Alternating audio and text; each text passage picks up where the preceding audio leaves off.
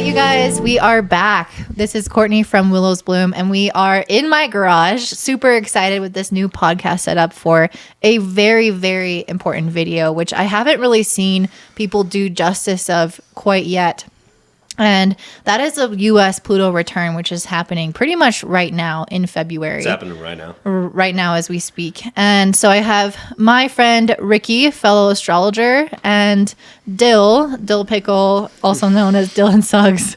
And he is our historian because I suck at history. So we're just bringing all the guns blazing today. Do you guys want to introduce yourselves and kind of say where people can find you? Yeah. I want to let people know my name is Ricardo Zeevaert. You can catch me on Instagram and my YouTube, and honestly send me a personal email, Ricardo_Zeevaert, Zeevaert. And if you want to gather reading or gather more information, send me a DM. You can reach me there. Yeah, you can reach me. Matrix Breakers is available on Apple Podcasts and Spotify. So I cover news and events as well as all kinds of various topics. And then you can also find me on Instagram and Facebook. My name is spelled Dylon. And then my last name is Suggs, Suggs. And so if you look that up, you can pretty much find me anywhere. I have a personal page on pretty much every social media. Beautiful, guys. So today we are going to cover a long video, which is going to kind of talk about the events that happened prior to the birth of the U.S. And then we're going to talk about what Pluto looks like in the United States birth chart. Then from there, we're going to go into stuff about the financial history that involved transits with Pluto that I definitely think will kind of give us a perspective of what could be to come now that we're having this return. Then we're going to look at what this return can possibly bring for us, as well as a little bit of the Neptune opposition, which is happening right now as well. Oh, yeah. And then we're going to talk about, we're just going to wrap it up and talk about the future and these possibilities that we might face. So this could be a long episode. There will be time codes in the description box below, but let's go ahead and jump right in and stay on track. I want to jump into the context because I'm really excited, not only just have you both on this channel, but also talk about one of the most impactful and probably the biggest event that can happen for United States history, but even for just a country. We're talking about a Pluto return. There's really no bigger transformative event that can happen in someone's chart. No human actually can experience this unless you're living 248 years. But the fact that we're literally in the moment of this repeating cycle, we're talking about a whole death and rebirth within a whole country's infrastructure and how it impacts not only just the collective, because every single human is kind of a drop in the ocean of the collective energies of Pluto right now. So there's a lot of events. You can look at 2020's eclipses and all that, but it's really looking at like we are going through a transformational renaissance, a new America to some level at this period in time. So it's really excited to like break down, and I just want to love on Dylan for being and joining us, because he's definitely someone, if I know anyone that knows American history with a passion and reminds us what it means to be a good patriot, this is your man right now. So to bring him on this channel and talk about it is definitely exciting, because, you know, as we've done the research here, this is a moment that should be looked at and reflecting on America's people. Like, what can we do to really change how things have worked? And Pluto brings up stuff, and I don't want to go too far the rabbit hole, but with, you know, the South Node in Scorpio, North Node in Taurus, we are trying to like reformulate what this is going to look like. So really pumped to jump in. All right, so let's start off by talking about some of the historical events that led up to the birth of America. So Dylan, do you want to kind of set the stage about what was happening around that time? Well, the American experiment started really, of course, we go as far back as like the late 1500s and then the 1600s, right? But when we lead up to the events into the American Revolution, I think of the French and Indian War, which was I would say is about the second or third real world war, because, you know, this new world that still existed was being fought over various empires that included the French, of course, that had French Canada and Louisiana all the way down the Mississippi River. And so I think of the French and Indian War as a preface, because the British were defending these colonies that they had, you know, the 1,000 miles away. And so this justification for the war they had fought with the French wasn't just in America, although it started in America over the Ohio River Valley. And this is important because this is really the first time that a conflict truly broke out in the New World in the beginning. Usually Europe has their own conflicts, and then it spills over into the Caribbean. What year was this that you're talking about? 1754. Okay. So Right. 1754 to was it 1762 or so? About It was really 20 a 7 years war because it before. was this in Europe. It's called the 7 Years' War, and then in America it's called the French and Indian War. But what's most important in that context is that after that war, the British had a lot of debt. And that debt, of course, the Rothschilds are involved in that debt, but this is war debt. And war debt is always a very peculiar topic because war costs a lot of money. And when it comes down to it, the American taxpayer was picking up the bill for this debt. And that's where you get the T-tax, the stamp act, and the stamp tax with the postal service. And you get all the paper tax and all these various ways to raise money to pay off the war. And that's kind of the important element, I think, leading up to it. And so a lot of Americans were okay with that, actually. And I've talked to Ricky about this, but the majority of Americans were on board with being British citizens. And so it wasn't until really the late 1760s and 1770s, there was a lot of reformation, I think, in the mind of the American. The idea that this American colony could sort of govern itself. And I think that's where we get more transformative. If you want to add anything to that, I can go on and on just how that unfolded. Well, I think that's a really great place to leave it off because it does make a lot of sense why we have Pluto in the second house of the natal chart of the US because we were really founded as a country in a way that is going against some kind of financial oppression. And Pluto is all about manipulation, oppression, power, control, and the kind of darker sides of humanity. And so having these financial taxes that come off the back of a war is very Plutonian in general. And I do think that the US was obviously formed because we didn't want that. And so we're going to start to see as Pluto now has almost a 250-year cycle, has almost completed this chapter all around the zodiac. We're seeing the story kind of wrap up in a way that it brings up this stuff from the past. So we were formed because we didn't like the taxation. We didn't like what was going on with the level of control and manipulation. And Pluto in the birth chart is also opposite Mercury. So I do think a lot of this is about or related to like mind control and manipulation of the narrative as well. Can you say anything about that, like in terms of the news sources and kind of how word spread at that time? What was, manipulation in the media a common occurrence? During that time, America was a very literary society. They were literate. They read a lot. They read a lot of news, and a lot of publicists like the Sons of Liberty and, of course, Benjamin Franklin. He owned a newspaper. That's how he got famous. And, you have a lot of different ideas were printed on paper. And in order to write, if you try to read a newspaper from like 1768, you wouldn't be able to read it. Like, it's so literary and beautifully written that it's like Old English, but it's also perfectly written because back then everybody read so deeply. And I think that, news media was still controlled. They had the Majesty's paper and things like that were able to distribute information. But London newspapers were very different from Boston, Massachusetts, for example. Boston was a hotbed of patriotism. They actually were that's where they started the Sons of Liberty, and that's where a lot there and in Philadelphia where a lot of people started to get this new idea to be independent. But really that was still a really fringe idea. Not everybody agreed on becoming America, becoming its own country. Right. Really, they just didn't want the taxes. They saw themselves as British people, and they saw themselves as having British rights. But the British didn't see them as British. They saw them as American, and it was this sort of clash between class and even ethnicity and race and culture.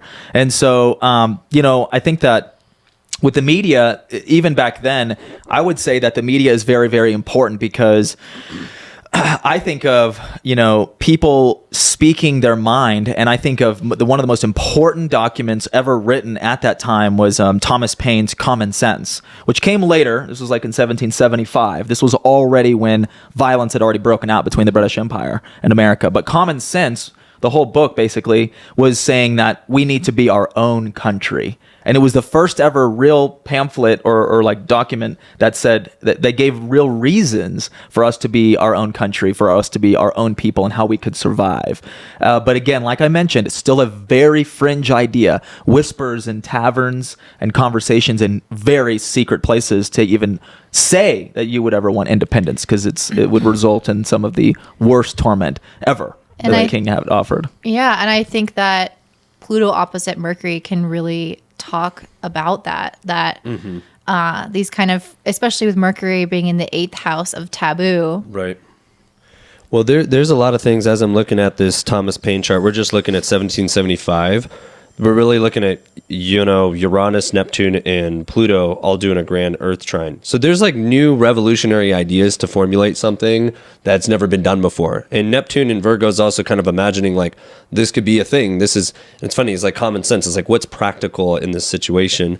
But in other words, it hasn't really come to resolve itself. So it's kind of funny. It's been foreshadowed as even just with the date of that book. And I don't have it exactly, but nonetheless, like that year, we could be looking at what is being absolved there, because when we wrote the declaration, we're not experiencing the Pluto opposition. It's only until like we've signed the declaration, because Mercury moves pretty fast. But nonetheless, it just seems like that's really a time where like we're reformulating the structure. We're really reformulating what is possible. And even though that's kind of going on in the back of the scenes, if you will, it's not getting traction.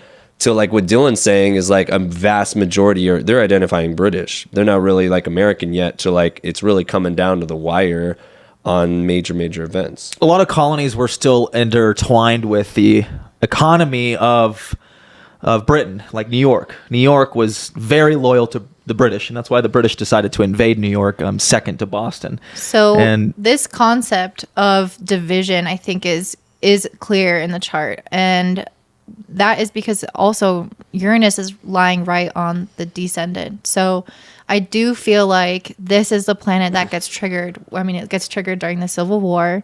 And it's also just kind of inherent in our country that we tend to have some level of division Rebellion. between, some people believe in separation and taboo, and especially centered around money, given that Pluto's in the 2nd, opposing Mercury in the 8th. So a lot of this is like people having these fringe beliefs because of financial powers, because people are not okay with that. But then with Uranus on the 7th, on the descendant, it's like, well, there are outliers. There are these different opinions, and people are like kind of fighting against each other in a way. So that's all represented in the chart.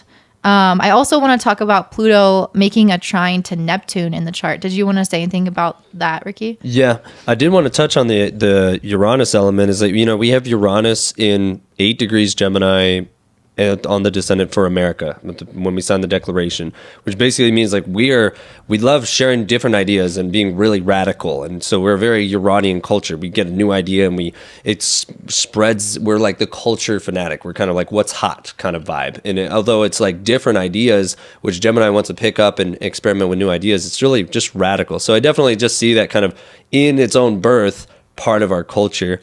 But to talk on what you're talking about, Neptune trining Pluto in the chart. Yeah, so that's actually wonderful because it's in an Earth sign. It's in Virgo and Capricorn, which is all about what can we literally build and create as a new system. And when Neptune's there, we're actually getting like, can we envision something? I'm just seeing common sense. It's retrograde at 22. So literally Neptune, while common sense was written, was in a retrograde period. It goes forward when the declaration is made. Does that make sense? So the idea, the dream has been given, but till Neptune comes forward, meeting the day of the declaration is where it's kind of like initiated to society. But since it's trining Pluto, it's invoking this new concrete, this new foundation that's created on the world plane for something that's never been created for. And it's just cool because, Neptune in any other sign can open imagination. But when we're talking Virgo, that's a rare alignment. It's a very rare kind of like these two outer planets trining in Earth. That's a once kind of, that's a big deal. I can't do the math on it, but I'm going to throw spitball, maybe like a 40-year kind of thing or something. So, but particularly in the sign of Capricorn, I'm just seeing like this is an idea that's never been done before. and it's just merging. It's just kind of foreshadowing itself. It hasn't really hit as hard, but it does create that America helps us just symbolically being an entity, being a thing. It always envisions us of what is possible. Like our essence in our birth chart as America is trying on like we can create things that have never happened before. We can create new foundations. So that's the beautiful thing I'm getting from this. Yeah. Yeah, so just to kind of summarize what we're looking at in the birth chart, we're specifically honing in on Pluto in the second, which again is related to a lot of issues around control with money, finances and resources, anything tangible that we're using essentially. And it's opposite Mercury in the 8th house. So there is quite a bit of this kind of rebellious or alternative way of thinking that could rub people externally the wrong way, especially with Uranus on the 7th. Hitting their comfort zones, like very much. That's an aggressive. Pluto opposing Mercury is very like, you're triggering me all the time kind of vibe. And I do think that could be interesting because actually, to go back a little bit, Pluto was the transiting Pluto that we're experiencing now was exactly opposite Mercury in 2020.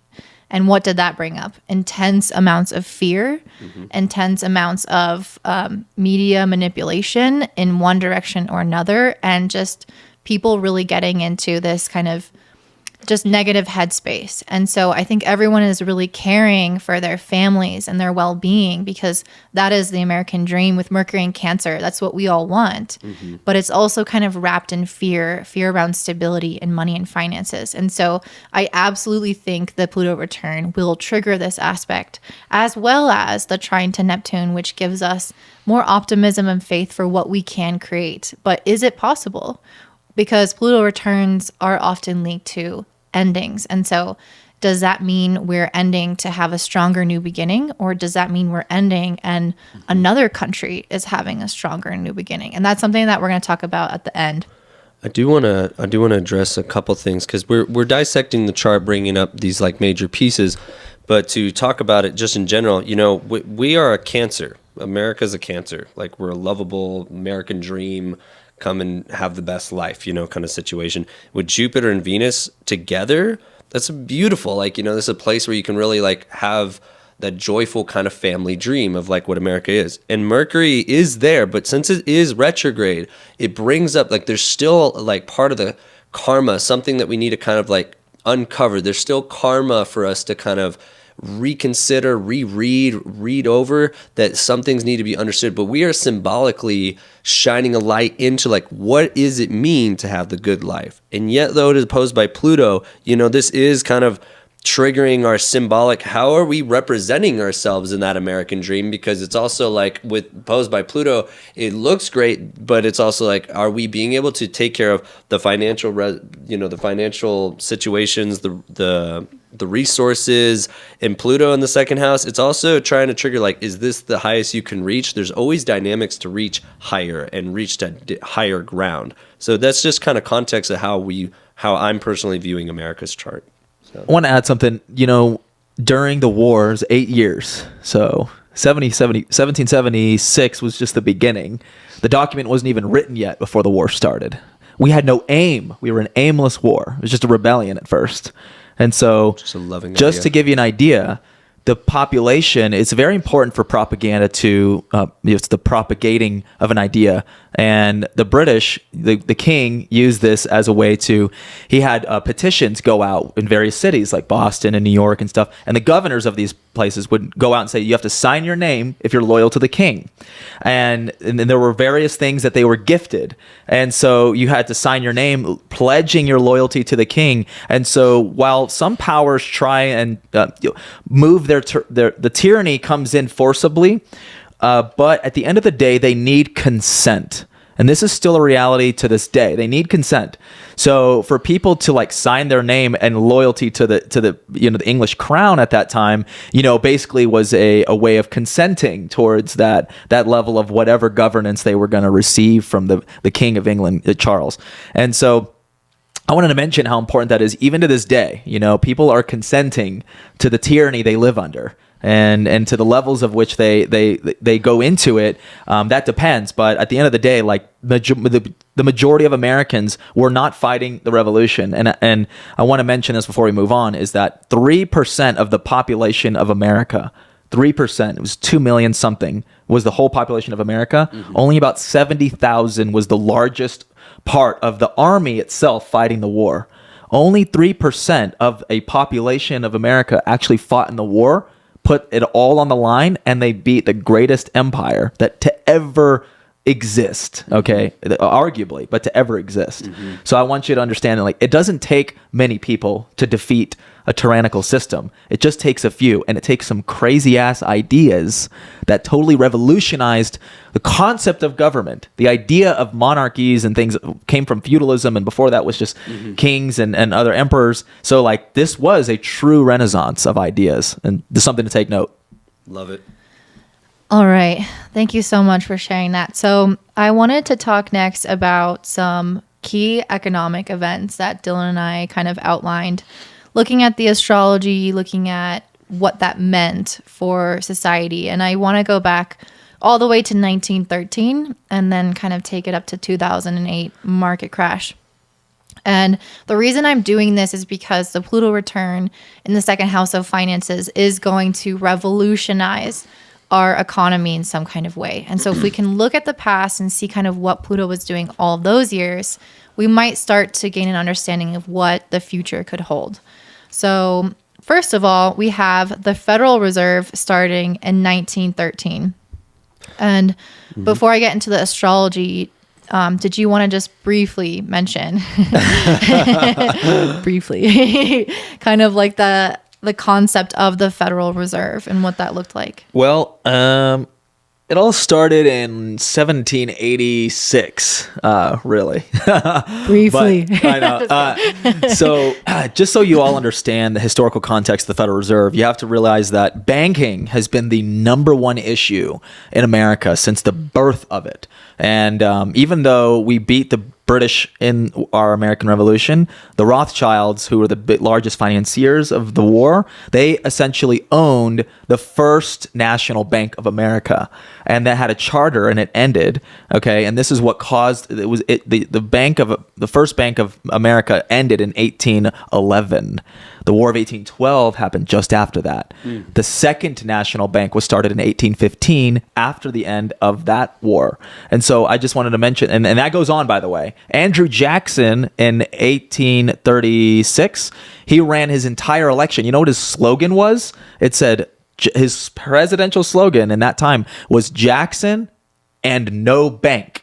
That's how important banking has always been to Americans. They didn't trust banking institutions. They had this they knew that the mischievous nature of banking and financiers using loans, like shark loaning is what they call it today in modern theory, but you shark loan by giving a loan to a person who cannot afford what they are buying. This is the 2008 financial crash. So there's a lot of things that led up to it in 1913, but they abolished that bank. Abraham Lincoln had the Greenback program, if y'all just want to look into that as well, after the Civil War. He didn't want it to be financed by America's enemies. America's enemies were coming in to try to finance a war, just like they've always done. And so it's really a really deep historical context when you look at banking in the United States in general. We always should just distrust banks. But in 1913, it was this new idea. They called it a Federal Reserve, and it was if you read a book called The Creature at Jekyll Island, which is an island right off of the coast of Georgia, is where a bunch of financiers came together, including the Rockefellers, but a bunch of senators and financiers and bankers at that time came together and decided on the Federal Reserve. That's where they made the whole idea. So we should really look at that chart and what that in that day as well. And then leading up to that, in the passing of the act in Congress, in which you'll get into in December 23rd, 1913, that established the Federal Reserve. But the ideas of that was like, I mean, they've been going back decades trying to get a new national bank, a bank that would loan money to the U.S. Treasury, and then the U.S. Treasury would be put on the taxpayers, because not only was the Federal Reserve established in 1913, but the income tax, which was a totally disgusting thing to all Americans, right, that was established as well with the establishment of the Federal Reserve Bank. The idea that they could tax your income. The most absurd thing ever, that they could tax your income. It also came into a place in 1913. You would say those were kind of signed at the same time? Because we're looking at, so I have the chart, and we'll get into that. December 23rd, 1913 is when Woodrow Wilson signed that act. Would you say the income tax? It's in that act. Oh, it is. The income so tax came... So it's the same chart. It's the same exact act, and that's what came in. It all came together. So like a combination. if I may, the immediate thing I'm looking at is when we wrote this act, Neptune is on that Mercury retrograde. So it's already kind of fogging up what we think is like, it's going to feel good. It's kind of illusionary, like going to kind of solve the whole situation. And that means it's opposed this Pluto, exact 27. It's exactly opposed. In other words, it's kind of like, it's not all glitters is gold situation. And that's not a joke, because you have Neptune retrograde 27 oppose our Pluto 27 retrograde. That's interesting. Not even that. Uranus is... So Neptune is opposing the U.S. natal Pluto. Correct. On the day that the Federal Reserve was signed. So, okay, and I think that means a lot, given that the Federal Reserve is not actually federal, right?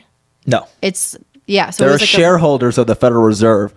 And I want to say this, that the owners of the Federal Reserve, even back then, again, Rockefellers, Rothschilds, Warburgs, families Rich owned, families. they started the bank. It's a big bank. Started a bank, printed money, and gave it to the government, and they put the word federal on it so that people think it's part of the government, but it's not. It is it's out of New York, but they have multiple Federal Reserve branches. Still today, that's exactly how it is. And so the opposition with Neptune to Pluto kind of shows how much of a farce it really is. You know, like it's a lie. The word federal is just a complete misnomer in this case. Another detail, another aspect that's really noteworthy is Uranus is an Aquarius on our south node. 5 degrees Uranus Aquarius and 6 degrees Aquarius. And what this means is almost like radically becoming a little bit more like for the world's progressiveness, like, you know, for kind of inclusive for everyone. Uranus is in full power in Aquarius, but it's on the south node. It's almost like maybe not fully looking and considering the picture of taking care of ourselves. Actually, it's kind of outsourced, if you will. There was a bank crash in 1907 that led to this. It's always these systematic crashes that there's a problem reaction solution. It's how the tyranny works. Problem reaction solution. It's a cycle.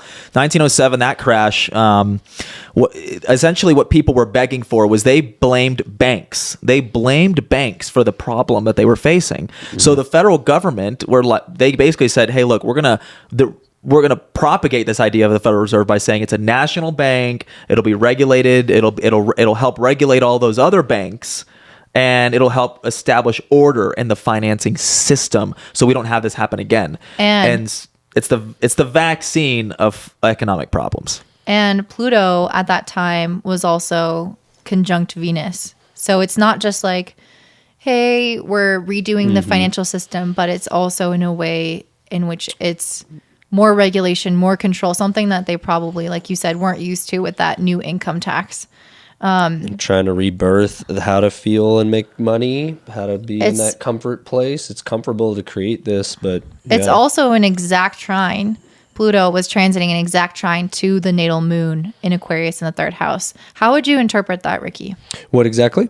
So transiting Pluto at that time not only was conjunct Venus, but was an exact trine with the natal moon in Aquarius in the 3rd house. I'm seeing for the Federal Reserve, Pluto is at 0 degrees Cancer. So, I mean, it is somewhat in a trine. I mean, it is communicating to us, but it is funny because it's in our 7th house. So I'm seeing it is a big relationship to us in the world. It is creating a relationship to the world. And as far as Cancer at 0 degrees, it is foundationalizing what we are creating as home and what we're creating. Because in Cancer, Pluto and Cancer also really aggressive time that opens up to the World War II kind of zones. Pluto and Cancer is pretty disruptive. It literally triggers what you know and hold as like home and security and all those things. So when it's coming over Venus, it's kind of like rebirthing Venus in a way, but it's also like really triggering and really opening up the comfort zones of where our finances are. So I'm just seeing a lot of kind of differentiating of feelings towards that. Into the moon, though, it is hitting us. If there is a trine there, it is moved over like 4 degrees, but it's still there. I would say this is kind of reactivating our principle to make a change because we're definitely Okay. looking at an answer. So we kind of got cut off there. So what were you saying, Ricky? Yeah, we're just to address your question with the Pluto trining the moon. You know, that does trigger America to act and to make a change, but I really see a lot more. I see so many aspects. I see Saturn retrograde in Gemini on Uranus. Got to make a quick change. Got to refoundationalize something. Got to build something, especially Saturn. Trying our natal Saturn, how can we connect to the world? I just see a lot of inflation, Jupiter and Capricorn on top of natal America Pluto. We're kind of getting out of proportion. We got one way to fix this kind of situation. So it's not like it's a total bust, but there is a lot of things that don't seem formulated. Last thing I'll say is the South Node is on our natal Neptune. So we're really in the fog. We're thinking it's something that's really going to build something, and it's with Virgo and Neptune on the South Node. Rare situation. It's definitely like we think it's going to fix it. We're building it, but is it built in the best and full vision of everything? We're not seeing all the dimensions, which is trying to be like that Chiron and Pisces North Node at the time that the Federal Reserve was signed. Is this really the best thing that we could create for the overall thing? Nah, we got to kind of send it. Let's do it. Winter solstice, sign the paper, kind of went through it. I'm not saying it's a total bust. It's just you can see how it's hitting the chart in a very interesting comfort zone where the Federal Reserve came out of it. All right, let's move on to the Great Depression. And obviously you can see these are some really key moments in our economic history. So the Great Depression happened in 1929. I'm just going to briefly talk about the astrology and then I'll let you get into the history. So during that time, I'm primarily just looking at transits of Pluto. Like, what is Pluto doing in its cycle? Because I want to see how it's coming full circle. So at this time, Pluto was on the sun in our chart. So It's a little off, but but it's close. I think that our charts are a little bit different.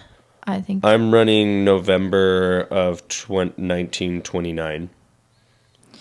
it's definitely And it's 19 degrees Cancer, which it is on the Mars for the Federal Reserve. So that's interesting. If there's a flow of money, so it's definitely within 3 degrees. So definitely impacting. And and then at that time we also had Pluto making a square to Saturn in the 10th house. So that also is really big because Saturn is the ruler of our financial sector. So anytime this planet is aspected, especially by square, we can see some massive change to economic status. And with Pluto and Saturn combination, there's always some level of loss, or with Saturn, some level of like drying up or shortages. And that's exactly what what happened during the Great Depression. So will you kind of give us a little bit of context about what was going on during that time? Yeah, so the Great Depression, I mean, it's caused by many different factors, but ultimately it was the Dust Bowl and the farming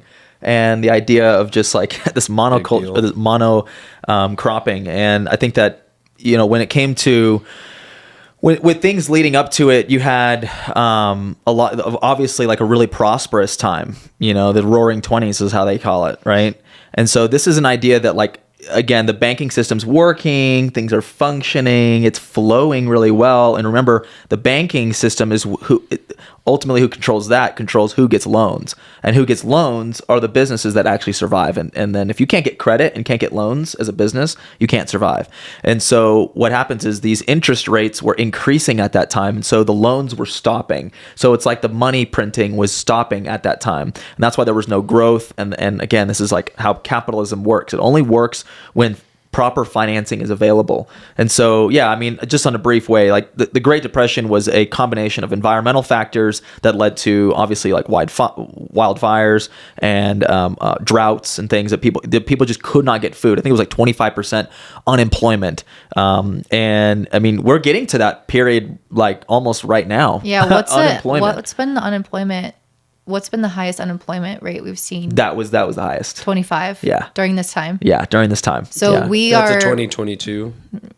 That was back in no, like this last 1929. 2 years. Like, what's the highest rate we've seen? We had about 10. 10. We got close to half, 10. Roughly half. Which is a catastrophe. You can't have people not working. We have that issue right now, which is people not working, or everybody wants that perfect job. It's cozy and from home, whatever. But you can't have an industrious society not working, and you can't have them having no jobs either. And so we can get to that later, but yeah, we'll get to that later. But yeah, so is there anything else that you wanted to add about that? That's perfect. Obviously, they're through. We were gonna get to the Gold Reserve Act, so that's 1933. But the Great Depression was between those, about 10-year period. What was a good 1 or 2 year reference you'd say where the Great Depression really hit hard, right after that? 30, 31. I'm looking at 30. The biggest noteworthy thing that I see for the Depression chart is at least Pluto raging through that Mercury. But more so than that, I just see Chiron in Taurus. Which is our wounded finances, our wounded stability and foundation, our possessions. People that are born with that have the Chiron in Taurus. Sometimes there's hoarding, not knowing if you're going to have enough later. And the psychology of people is are we having enough? And I've heard that being a situation for people born in the Great Depression. So I'm kind of seeing that radical situation within 1930 and then 1931. Uranus was also squaring Venus, so it's a huge degree of instability. And America. For everyone across the board. In our fourth house. Yeah. So. All right. So a lot of instability, a lot of drying up with that Saturn square Pluto. And you can see in any Pluto cycle, it starts off with, well, actually, I'm going to get to this a little bit later, but something I do kind of talk about is Saturn and Pluto coming together. And a whole cycle with that. So this is one checkpoint of that cycle with Saturn square Pluto. So you can see kind of big chapters unfold during the Saturn-Pluto conjunction, square, or opposition. And so this was one of those big checkpoints. And when COVID hit in 2020, Saturn was conjunct Pluto, beginning a brand new cycle of this. So again, another chapter marker that we can start to see unfold. So another really big one that I actually didn't even know about, Dylan just shared this with me this morning, is that in 1933, it became a felony to have gold. So the government took everyone's gold and made it a felony. And again, I'm just going to quickly go over something I see at that time, which is Pluto on Mercury, which you were just talking about, Ricky. So Mercury has a lot to do with trade and currency and exchange of goods. Exactly. And it's often representative of, I feel more of the people exchanging goods, or maybe even the stock market to some extent. But Pluto on Mercury, I feel is saying that there is again a level of control and domination and manipulation of how things are moved about. So why don't you tell us a little bit about what 1933 was about? 1933, the Gold Reserve Act was the solution to the Great Depression. It didn't work, obviously. The Great Depression continued for another 5 or 6 years. But again, problem, reaction, solution, where you have the idea that the Federal Reserve was now the official bank of the United States. And so they said, hey, look, we need to know how much gold is in this country. We want to count all the gold. And so when this act was signed into law, they said you have to turn in all of your real wealth. Think about gold as real wealth, what we've known as wealth universally since human civilization has existed.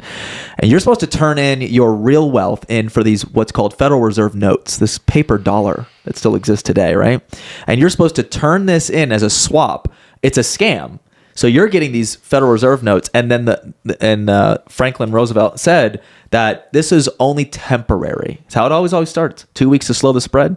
It's only temporary, and we will give you your gold back as long as you have your receipt that said how much gold you were. But of course, American citizens were very skeptical. Imagine if someone's like, hey, give me your house and I'm going to give you a piece of paper. Right. Your deed or something. Yeah. Saying, here's a deed. And that hasn't happened before. You're going to be like, fuck no. Get out of here. Right. So everyone was already starting in that revolutionary pattern of oh, well, this is fuck that. I'm going to bury my gold and stuff. And so then, of course, the government knew that they would do that. So they said, we're going to make it illegal, actually, to have gold, right? We're going to make it illegal to leave your house during those 2 weeks. It's that same concept of tyranny.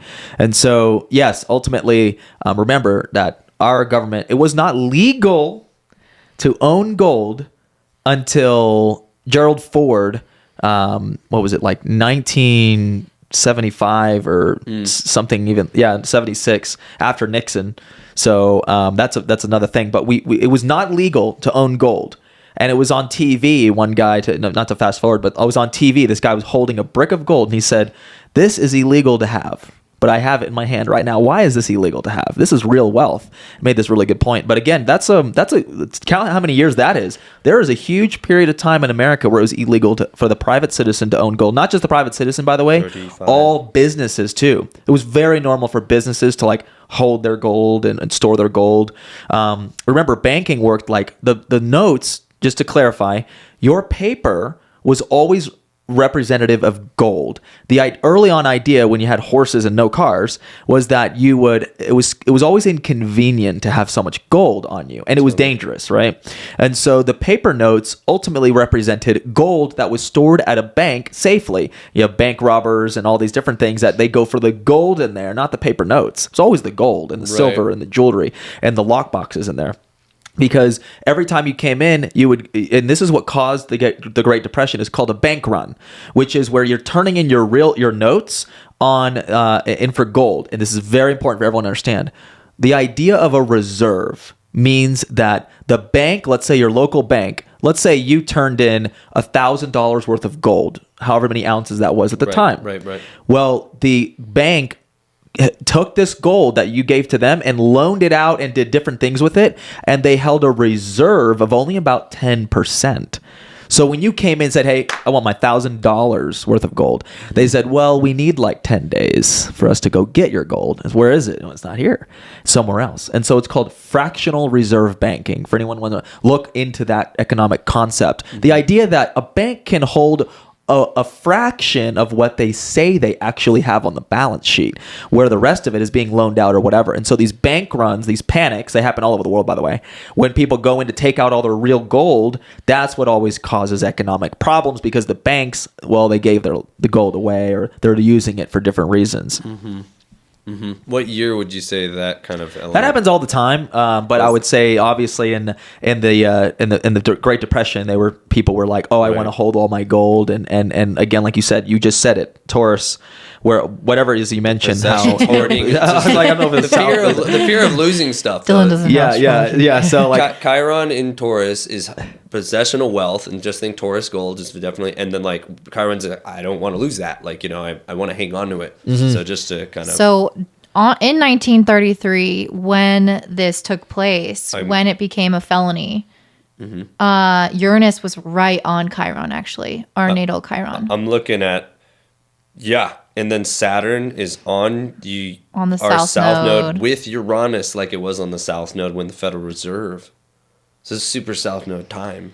So Uranus on Chiron, I think, is kind of like a shock to the system. Who are we? Definitely, and with Aries especially, it's like you said, there's an identity there. So your inner power. I can almost imagine, like, kind of in Aries, it's radically trying to fix something. I always see like Uranus in Aries, because we experienced it a little while ago, is very much like jumping into action, or very jumping to solve an issue. But I also see there's a little bit of like some healthy autonomy of like, I have this much gold, and like now it's illegal and I don't have it. And I feel like that kind of ego inflating. Like it's a very personal placement to have Chiron in the fourth. It's like the energy within the home, the personality of the people. And I do think being in Aries, we have this independent nature, but there's also wounding there, and that was really stimulated by that Sun and Uranus transit. And then with Saturn on the south node, this is typically a time of bringing about things from the past and things that are really restricting from the past. So old paradigms that actually are quite outdated, like taking somebody's money from them and lying to them. So not only was it triggering, but it was just not progressive by any means. I definitely just see Saturn on the south node is like trying to be forward thinking, and it's just like losing your sense of autonomy. And we're also seeing again, this is what's the most funny thing. Federal Reserve We got 1913, December 23rd, and then I just looked up January 9th, 1933. I would like to know the exact month. Same thing, Neptune on the south node in Virgo, the same place of thinking we're building something, and there's all this Virgo energy, but the south node is there. It's like a fix that's not looking at all the options. It's like just kind of like, yeah, we're just going to take that away. We're just going to get rid of that problem without seeing the broadness of the situation. And I'm just seeing that kind of south node time is like, it's going to benefit everyone. And Jupiter is on Neptune in the ninth. So during that time, it's like, oh, here's the higher ideal that we're striving towards. Here's what you guys are contributing to and what we're building. It's trining the Jupiter of the Federal Reserve. It's like all in placement. It's kind of weird. The energetics or the consciousness or the ideologies are kind of carried through both events. Yeah. And it's not just the common theme. I mean, the astrology is kind of lining up like wherever the intention is on this situation, it's kind of feeling itself into the same resonance. It's just, I'm talking about an exact combo talking to each other. So yeah, definitely. What we can continue to see here is this theme around being sold this idea that isn't actually what happens. And maybe we have those notes today. I mean, we have dollars today. So I guess to an extent it does happen, but it's not quite like what they say it is. And like you said, there is some level of power and control and a scam to this. And I think that really reflects the trine that's happening natally between Pluto in the second house and Neptune in the ninth. It's like we're striving to this ideal, but we get to control your money because this is the ideal that we're telling you we're going for. But we have all the say in how it unfolds. And it's like, well, I don't know. With Chiron and Aries in the fourth house, we want to be independent. We want to think for ourselves, but then also at the same time, we're allowing for some level of control. And we can see this come up again and again throughout the history, and we're seeing it even now. So let's move on. Okay, now next we're going to be talking about the Bretton Woods in 1944. So this is when the US dollar became the world reserve currency. So Dylan was telling me that this is basically saying that everything that is traded is based on the value of the US dollar instead of on a gold standard. So definitely linking everyone now to the United States. So all the world economies are sort of contingent upon how well we are doing and how well the US dollar is doing to an extent. So I'll talk about the astrology in a second, but do you want to kind of explain what that looks like? Yeah, so in 1944's, like the war was coming to a close, and in Bretton Woods, New Jersey, World War II. What did I say? It's closing. You just said the war. I'm just specifying. Oh, the war. Yeah, of course. Yeah, so World War II was coming to a close. And so all these nations were coming together trying to reconfigure the world. And the world was a huge mess. Europe was no longer the center of power anymore. It was very clear that America was the true victor of this war because they were able to hold up themselves financially. They weren't spending all their money. And really, not even a single bomb dropped on the American mainland when you think about it. All these other countries in Europe had that issue. And so it was just an agreed upon thing that America, given its status in the world, they would use this US dollar policy and they would use that as the world reserve currency, as long as this was an agreement, though. It's called a Bretton Woods Agreement. It's not a Bretton Woods Act or Bretton Woods, a say. This is really an agreement because the agreement was that America had to hold up fiscal policy. And that fiscal policy had to say that the US dollar will always be tied to gold. It would always be tied to gold. And so the French, the English, the Spanish, all these different countries in Europe, they dumped their gold and they deposited their gold into the Federal Reserve Bank. That's crazy. Just like we did. So the Federal Reserve is now there's a lot of central banks, just so y'all understand. There's a lot of central banks. Now there's even bigger ones. But the Federal Reserve was becoming the most powerful. And again, while Courtney is saying Americans generally, we don't want all these wars. We always vote against these things. We always want, but the U.S. American empire is what I would call it. The idea that we can go to war with whoever, we can do whatever, we own the world. That's all the bankers. That's not Americans on average. So I just wanted to point that out. And so this idea that we would be tying our U.S. dollar to gold was the only significant fiscal policy that we had to hold up in order for us to maintain that. And so all this gold deposited, we'll get to it later, but we eventually were taken off the gold standard. And during that time, you can see this online, but a French battleship, just to give you an idea of the intensity, a French battleship came to New York Harbor to pick up their gold and take it back to France when the US dollar was removed from the gold reserve. They were still the world reserve currency, but the US dollar was taken off of gold. It wasn't comparable to gold anymore. It was just the US dollar. That was in 1971 with Nixon. So you mean it's not backed by gold, so it's just... Correct. So that's later. We'll get to that. French were But we'll get to that. Y'all go ahead and say the astrology, though, of the Bretton Woods agreement. Gosh. Oh, Courtney, please. And I definitely want to hear what you have to say.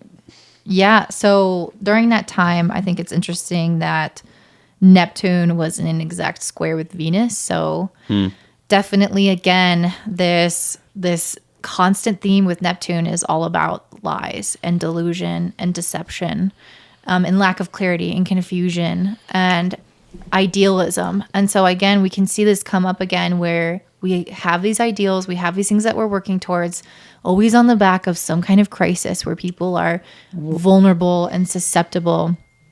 And it's just making the way for some kind of alteration to the way that we value our finances. And our Venus is in the 7th house of others. So it's involving other nations, other countries, and how they value their finances. And so it's interesting that we basically were able to kind of scam the entire world into giving us all of their gold. And I feel like that Neptune square Venus comes up a lot in this chart. Also, Pluto is exactly on the North Node at this time. Right. So that's what I'm most excited about. Immense gain of power over others. And what else would you want to say about that, Ricky? So to be honest, I do see how we have Neptune in Libra at 2 degrees. At least what I'm looking at is in April 9th, 1994. And so that is trining on the South Node. We were repeated back on the nodal axis for America at the South Node with all this kind of collectively taking care of the world in this kind of weird limelight. We are the saviors. And there's nothing wrong with that necessarily, but it is kind of with that Neptunian South Node, we don't really see the whole picture. It's almost outdated. What I'm most psyched about is now, even though we look at the Federal Reserve in this negative light at this situation, the American dollar for America is now the leading currency in the world. And we have North Node in Leo. So we're experiencing a nodal return with Pluto there and Jupiter there. America's getting that Leo North Node badass kind of shine light that we're really coming in hot dog for the world to some level. I'm not saying that everything's on like perfect because of the element of the Federal Reserve train, but I'm really seeing Pluto on the North Node is a badass victorious changing the foundations of what we look like. I'm not going to lie, this is probably a huge spotlight of America's confidence, potential ego, but I really see like this is a moment at the end of World War II, America's looking like the hero in this picture. And by definite far on the 8th house, this is a legacy. This is Pluto in the 8th house on the North Node. This is a legacy for America. And I kind of think it's more badass than worse. For this particular chart right after the war, the only situation that I kind of see that's a little funky is Chiron on the South Node in Virgo. It's kind of like shining that light, but like we don't have it all figured out right now. Like it's kind of like we're like shining in it, but like our money pockets don't have it. The system, especially Chiron Virgo South Node, is like it's like you won the war, but it's in America is the Federal Reserve, but it's also like yeah, we also don't know if that's totally complete. Like if our wallet is totally taken care of. Just so we're clear for historical context, you know, when the Japanese bombed Pearl Harbor, you know, December 7th, 1941, the Japanese had such control. It was all over an oil embargo, by the way. We just weren't giving them oil anymore. And because of that, they got super pissed and they bombed us because they're like, we have to go to war with this American empire. And so just so we're clear, we were supposed to lose that war. I mean, Japan had control of all of the Pacific. They were even attacking Alaska, which wasn't even really American yet. Right. And so they really had us, and they had a larger navy than us. They had more control territorially than we did. The Japanese Empire, you guys take a look at that. It's huge. It's huge. And then Hawaii, of course, was under a constant observation. California had artillery set up everywhere. I mean, they were just it was the only thing that stopped the Japanese from invading American mainland was because they knew that most Americans were armed. That we are an armed populace. We were the only still at that time. So I just want to be clear for everybody. I mean, America was supposed to lose this war in every way, shape, and form. And Germany and Hitler was totally winning. It was because he turned on the Soviets that he even lost the war. He was going to dominate England, but he turned on the Soviets. There's a whole other genre of information there. But for America to literally turn their entire production houses, we're talking like Ford and all the automotive companies, and everybody just said, we're making Abrams tanks now, and we're going to start making weapons, and we're going to make bullets, arsenal. And we're going to, and everyone was, applying to join the Army, the Navy, and then this new thing called the Air Force. And so it was just kind of like everything there was, it was a battle to the very end. And America fought the Japanese by themselves with no other allies. I mean, the Australians helped a little, but they were still under the Japanese empire. So America had to fight their ass off to actually win that war. And the war was still happening during the Bretton Woods Agreement. So the idea, like he's saying, I mean, we did not have it figured out.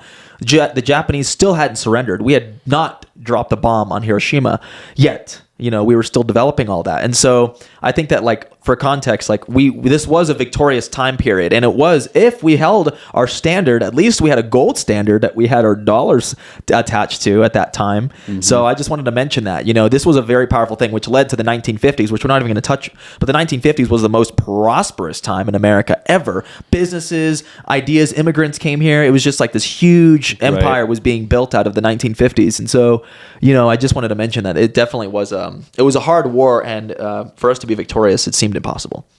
Love it. All right, so we are going to wrap up. Just want to share one teeny, Okay, okay, go for it. It's just hearing what Dylan's saying is America's Mars is 21 Gemini. And Saturn in 1944 is right on that Mars. So I'm literally seeing it's like we're putting our energy here. Saturn and Mars, when they get together, it's like, hey, this is a work time. This is a focused trajectory time. We'll pay you if you really put in the work. So it kind of really shows when we were put to the test, we really showed up. And the last detail is Pluto is on the North Node in Leo. We're the ones that dropped the bomb, figuratively and realistically speaking. So it's kind of like victory, but it was like a boom. Protecting Pluto, plutonium, this was a big deal. So just kind of, I really felt like that had to be talked about after World War II. I've never seen that till this moment, so it's pretty miraculous to look at. Yeah, one of Pluto's significations has to do with nuclear weapons and bombs. So we are going, energy in general. So kind of anything also beneath the earth as well. So we're going to be talking about that a little bit when we get into the future stuff. Okay, we're going to wrap up the history of the economy and everything that we're talking about with the 2008 real estate and stock market crash, which we all lived through and got to experience as children.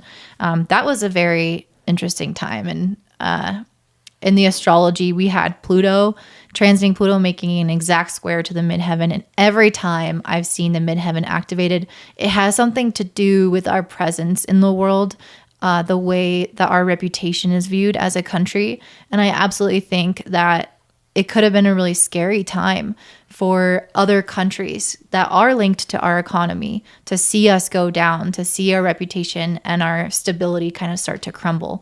And I think that Pluto square to the midheaven really represents the truth coming out in that way and showing how unstable things were becoming, how it was built on kind of unlike lies. I'm going to get more into the astrology in a second, but I did want you to kind of explain what led up to the market crash or the real estate crash in 2008. So what you had going on then was it was the Iraq war was still kind of like a thing. It was coming to a close, but this was all based off of fake news that there was weapons of mass destruction inside of Iraq. Okay, we all have heard that term so many times, right? WMDs, and even presented to Congress. At least they had to hold up this vials of chemical weapons and saying that Saddam Hussein was doing all this stuff. He was a CIA asset that we built there.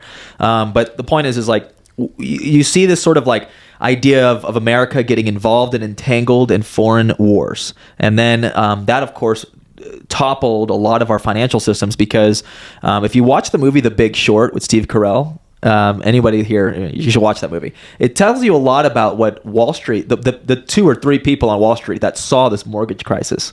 When you lend money to people who can't afford their house, and you know eventually that the economy will slow down and these people will lose their jobs, right?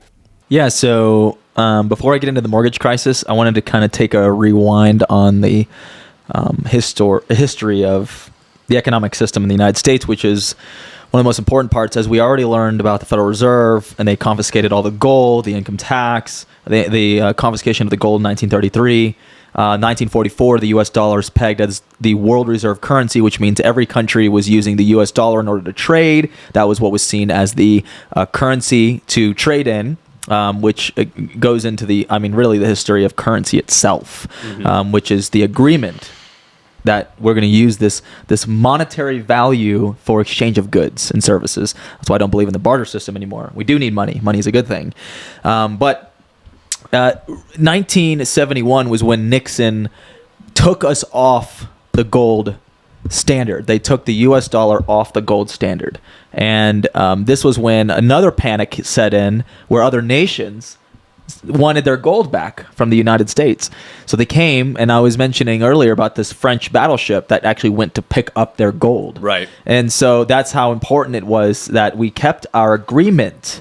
But now we've been floating along with this idea that the U.S. dollar is still the world reserve currency, but it is not backed by anything. So just to really give you guys a solid idea of where we're at right now, is we have the world economic system is running off of the US dollar, which is backed by literally nothing. And we just hit $30 trillion of printing money that's backed by nothing, meaning that the people who privately hold shares inside of the Federal Reserve, all they do is they don't even print money anymore, guys. They just digitally type whatever loan they're going to give to the U.S. Treasury, which is our congressmen and women who vote for spending bills that then generate that money. And so now that's where we're at. And the 2008 financial crash was a symptom of a long-standing disease that has been interwoven in America, which is the banking and financial crisis that we exist in.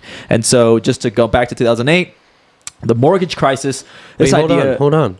That French battleship, they didn't get their gold back, bro? They got their gold back. Okay, good. Well, if you wanted to brief on the 1971 deal real quick before we move on to I really seriously did. Because, so you're saying basically put August 15th, 1971, Nixon removed the gold standard, and basically, boom. And then, but from that point, I'm laughing. France came with the battleship trying to get their gold back, but they could have taken a piece of the Statue of Liberty. Screw you, America. I'm kidding. But well, anyway, when I look at this chart again, I'm seeing stuff that always revolts to either by the Virgo South Node or Neptune, which there's a Mercury retrograde in Virgo. As this is happening, bad time to make decisions of getting rid of physical resources. I don't know. That's unbelievable. And South Node Leo, so we're having a nodal opposition. We're getting rid of this. We're going to do it for everyone else. We're going to take care of how things are done. And it's trying to be more progressive, but it's when it hits our chart, it's like almost taking us back steps in the way that I'm looking at this. Uranus, trine Uranus. Man, there's too many things to pick, but of the main component, Pluto is trining our Pluto at this moment in time. There's something with exposure. There's something that's shocking the people. And I just find that right by that Neptune, it doesn't make sense. It's foggy in the illusionary platform. And though it's Leo, there's a big action. I just see something about this is not fully presentable for America's best nature. It's very it's trying to open up horizons for us, but it's also I genuinely can see Neptune on in the 12th house, just Jupiter in Scorpio. Something wasn't clear. There was something going on behind the scenes. And Ricky, you're reading the chart for them. That is the chart for August 15th, 1971, when Nixon wrote that. When Nixon got rid of the gold backing for the dollar. Okay. Correct. Beautiful. All right. So let's just wrap up super quick with the chart of 2008. And as I already mentioned, Pluto is squaring the midheaven. So kind of destruction of the reliable reputation that the U.S. might have had. Pluto was opposite Venus and Jupiter at that time. So Definitely, you can see the challenge to the financial situation. And with Jupiter there, it's kind of blowing it up even further. And I think it's, again, whenever Pluto is having some kind of square or opposition or conjunction, there's a realization about the truth of the matter. So any like farce that is typically set up with Neptune that we've seen in a lot of these transits, Pluto having some kind of aspect is going to delete or bring the light to that lie.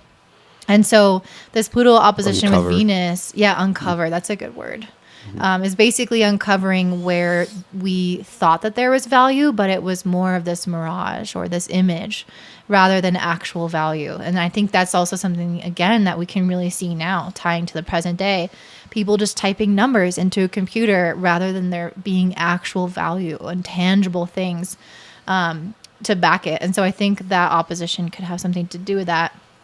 And then, of course, at that time also, as Dill mentioned to me earlier in the day, that was the birth of Bitcoin. So we can really start to see, a challenge to the way that we have valued money by creating some kind of interesting electronic version that actually does have value through its limited resource. So what do you want to say about 2008? I just want to ask a question for the folks back home. So we're saying in 2008 that the housing market had crashed. It's also symbolically the time when Bitcoin had been created and no one even paid attention to it. Hence, Pluto entering Capricorn. And I definitely want to chop it up. Is there a month that we can pick for the financial crash, like for 2008? I'm looking at December, though. But I just thought if that's going to bring more Think of accuracy. election cycles. Right, that's what I was thinking. Kind of the beginning. November was the election for Right. Obama. Right.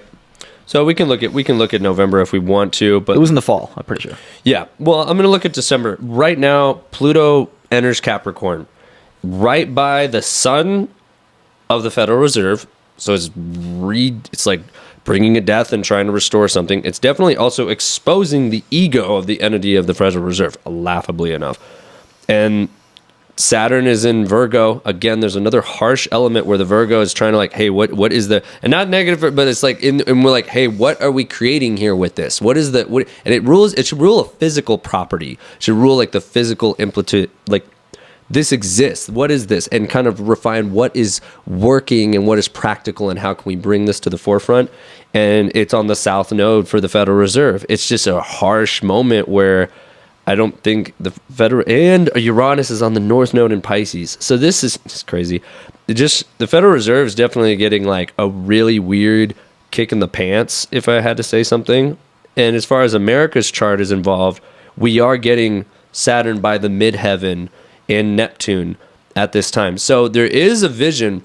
There is like, it's just as symbolic as just saying the housing market's crashing. The reality of the situation that you kind of put up some glitter on is really kind of coming down. But there's other solutions that are coming from kind of the ashes. I'm kind of seeing Pluto never just destroys something out of anguish and just tyrannical terror. It always leaves the soil for a rebirth to take place. It only is through the rebirth that something has truly died in a way. So I'm seeing just also Jupiter is on the Pluto retrograde. Jupiter's on the Pluto retrograde, which means it's inflating, literally inflating the financial process that, and it seems to happen every time Jupiter's in Capricorn for the last 4 cycles that we pulled up, including 2020, that it's inflating this Jupiter in this Pluto in Capricorn in the financial house that's kind of exposing the kind of effed up foundation. There's just like there's definitely like skeletons underneath the foundation of what it keeps getting built on, like time and time and time again. And again, final note, the nodes have shifted. South Node in Leo. We're again as a nation not taking care of ourselves. We're taking care of other people, and that's in good nature. But it seems that when we have this nodal opposition, we're kind of always doing something maybe not in the best light of things. It's almost back a few steps. So it's my big share. Awesome. So that is pretty much the history of the economic events linked to Pluto. You can see that there were quite a bit of involvement of Saturn, of Neptune, of the South Node. So these are typically things that I feel like, as we've said, have kind of felt like they were trying to help us grow, but maybe actually had some issues in them and involved a level of control in them. And so I just want you guys to keep that in mind, because as we look at this next Pluto return and how the economy starts to unfold this next year, I definitely think that we can start to see those themes play out again. So you don't necessarily want to just trust the vision that people give you for whatever it is at this time. Really think for yourselves. And I think that hopefully with the nodes being in Scorpio and Taurus, we will be able to kind of see through any level of illusion. At least financial visions that America is creating, period. Right. Well, the last note financially is like, you know, and when we're off the gold standard, when we were the world reserve currency, we still are. That is our economic power, you know, because we're not producing anything anymore. And then we can talk about this in future podcasts and stuff. But the Chinese and what the deal that was made with the Chinese was that they were going to produce all the products, and America was a consumer nation, and we were just going to start consuming everything, and we were going to be the police force for the world. That was the agreement on the world stage. How we show up in the world is being a police, and then the Chinese would be the producers. But that's changed now, and so with the idea that we're the world reserve currency, like, we can't just cling on to that forever because it won't last. What we have to start doing in America is, like, again, bringing jobs back, producing things, like actually building things here, and turning this idea of wealth, this fake idea of fiat currency, this fake idea of wealth, and turning it into real wealth, which is producing products, growing real food, North Node Taurus. Yeah, and actually like making things back in America, whether it's a t-shirt or a couch. IKEA should be full of American furniture. Like, these ideas are just like, we have to start turning things into reality and resourcefulness, like we were in the 1950s when the Bretton Woods Agreement was actually a thing. From the 50s on until the 70s, we were actually really successful. Well, the problem with that is that during that time, Pluto was on the North Node. So we were here as a growing power. But by 2027, Pluto will be on the South Node. And that's when the power starts to fall. So in terms of having us become the world reserve currency, that happened when Pluto was on the North Node. And now in 2027, my prediction is that we will no longer have the US dollar as the world currency, or world reserve currency. It's also 2023 is really where Pluto is going to enter Aquarius next year.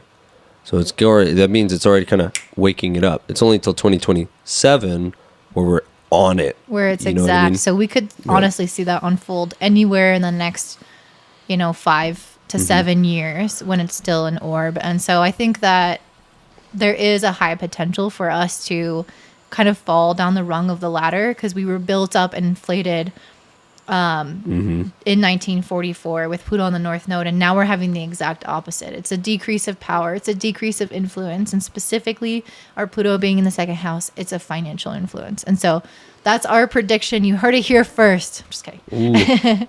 The way we have to change is ultimately America has to start producing things here. They have to start valuing production. I remember Tesla was on Joe Rogan podcast, and he explained that building a car used to be a really proud job. Like, it used to be someone go to work to build a Ford or build a car. It used to be a really thing. Now they build them in Mexico and in China, and they build them in different places now. And so it's just little things like that. We have to start turning back to real ideas and real wealth, which means people need to start buying gold, buying silver. Physical products. People need to start acquiring assets. While the Federal Reserve prints all this money, you have huge investment firms like BlackRock. If anybody wants to learn a red pill, what BlackRock owns is over $10 trillion worth of wealth, okay? It's a big investment portfolio. And the people who own that company, right, who are they? And so we have to realize that, like, the real wealth is escaping us. And so in order to preserve our money, we have to buy real assets. And that's why the nodes, the North Node of how we're meant to grow as a country, just shifted into Taurus, which is all about physical material things, the earth, the products that we produce, the houses that we live in. in really high infrastructure, like if it is gold, if it is land, even good cars, making good quality products. Good quality, not long cheapo. lasting. Yeah, Taurus wants, you bought something, you want to last for a really solid, epic, good, enriching long time. That's why the whole idea of Chinese goods and things like that. I mean, we're talking about slave labor. Imagine that. I mean, a lot of vegans talk about the idea of obviously animals and the slaughtering of animals, how they lived, you know. Well, imagine the kind of products we all have, the Apple Watch you're wearing and the iMac we all have, you know, like these products, the furniture in this room. I mean, it's like made by slaves. I mean, like, it's crazy. We used to bitch about slavery and we like tear each other apart about the history of slavery in America. I mean, that is a real thing right now. But we fund it by buying these products. We buy these products from China. And that is a really good point with the North Node being in Taurus, a Venus ruled sign, is not just the quality of what we're producing, but the values that we have behind it, the integrity that we have behind it. You know, what are we wanting to contribute to financially? Because the biggest impact that we can have as a people is our financial impact. So, and we're beholden to countries like China who produce everything we own, or that their companies are now over there. So it's like little things like that where how about we start focusing here and start building things here, and it's well made. American products are always better made. They're America. doing better things, you know, and they fund American workers. American workers then either pay their taxes, which I'm not necessarily for, but they pay their taxes, they grow their. People want a socialist dream. If you really want that, then you really should look at having jobs here, wealth here, everything here, because you can fund whatever projects you dream that you want the government to provide. But again, how much can we trust this government to provide these goods if they've already scammed us multiple times over and over again? And sorry, I definitely just wanted to touch on everything with Dylan and all of us sharing, but like it's going back to that South Node Scorpio. Just when you're talking about the Chinese goods, this is a time where the lies or deception or any kind of total manipulation gets exposed. it gets exposed. It gets exposed to show you like where the real quality of things lies, basically put. Like, Yeah, and the North Node in Taurus is all about being independent, actually. So when I see this in someone's birth chart, I know that they are supposed to be financially secure on their own, seeking that. able to take care of themselves, doesn't need to rely on people. And as a nation, we are asking, astrologically speaking, the planets are speaking to us, the gods are speaking to us and asking us to create some sense of equilibrium by moving towards this ability to take care of ourselves, because we've, as a people, become too reliant on other countries, but also we've become too reliant on our government. Just think about if the power went out. Just think about if there wasn't food on the shelves. Like, we don't know how to take care of ourselves at all. And so if there's anything that the North Node moving into Taurus for these next 18 months can show us, it's asking us to become just more self-reliant in any capacity that we can start to reach for, even if it's just small steps like growing some food in your garden or having some supply of food left over if the shelves do become emptier than usual, which we can already see. So I think this act of self-reliance is the only way to have true freedom, and that's really what we want on this podcast. Last thing I'll say about the geopolitical situation that we're in, as I mentioned, the Chinese agreement and this idea that they would produce everything and ship it to us, you know, just on time, all this stuff, you know, well, the cost of shipping and all that are just as expensive as if we were to hire somebody here and build it. But what's more important is that the Chinese, as of the last 6 months, have just turned on this entire globalist system. And they've said they've trekking their own way. And that's a whole nother conversation. And so we have to recognize that, like, people in China and Russia, I mean, they look at America as a failing empire because of the things we're endorsing and the kind of culture we're producing here. And they look at us as like pathetic, and like the idea that we could just hold up on a world reserve currency is just not going to happen. And other reasons, of course, the police force of the world. Look at Afghanistan. Afghanistan was just an example of a dying empire that is America, you know. And so we have to recognize that. And I'd love to move on to the topic of Bitcoin, because that ultimately will become a solution-oriented thing. That will become the next world reserve currency.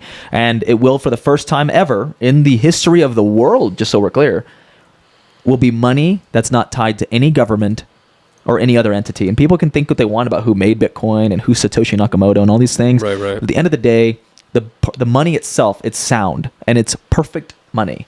Money that is limited in supply, and it's not centralized. It's not controlled by any one person. It's controlled by multitude a of network of computers. nodes, Yeah. right? Computer nodes, and those things keep up the system going. It's the most collectivist idea I've ever heard, and it's just like this idea that money and contracts, and don't just think about it money and currency. Think about it as banking.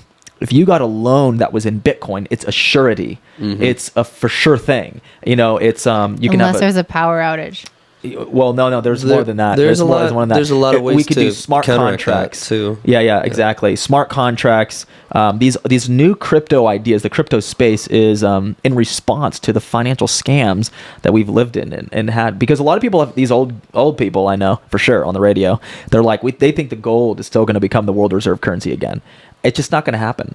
And when Bitcoin becomes the world reserve currency, it'll be because it reaches the market capitalization of gold, which we talked about earlier.